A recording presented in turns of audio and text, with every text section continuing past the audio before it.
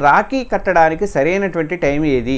పండితులు చెప్పిన అసలు సిసలైనటువంటి శుభ సమయం ఎప్పుడో చూద్దాం. ఇప్పుడు 2026లో రక్షాబంధన్ పండుగను ఆగస్టు 28 శుక్రవారం రోజే జరుపుకోవాలి.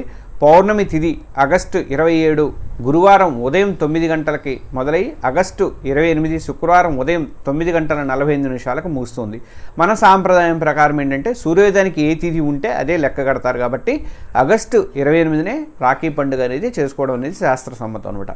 ఇక అసలు విషయానికి వస్తే రాఖీ కట్టడానికి శుభముహూర్తము ఆగస్టు 28 శుక్రవారం రోజున ఉదయం 5 గంటల 57 నిమిషాలకి. గమనించండి, ఆగస్టు 28 శుక్రవారం రోజున ఉదయం 5 గంటల 57 నిమిషాల నుంచి ఉదయం 9 గంటల 48 నిమిషాల వరకు. ఉదయం 5 గంటల 57 నిమిషాల నుంచి అంటే 6 గంటలకు ఒక 3 నిమిషాలు తక్కువ.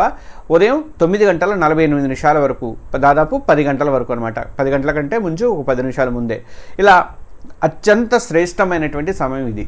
ఈసారి మరో అద్భుతమైన విషయం ఏంటంటే రాఖీ కట్టడానికి అశుభంగా భావించేటువంటి భద్రకాలం అందరూ పాటిస్తారు. భద్రకాలం గురించి అడుగుతారు కంపల్సరీగా. అందుకే భద్రకాలం అనేది ఆగస్టు 27 రాత్రితోనే ముగిసిపోతుంది. కాబట్టి ఆగస్టు 28 ఉదయం అంతా ఎలాంటి దోషం లేనటువంటి మంచి సమయం అండి.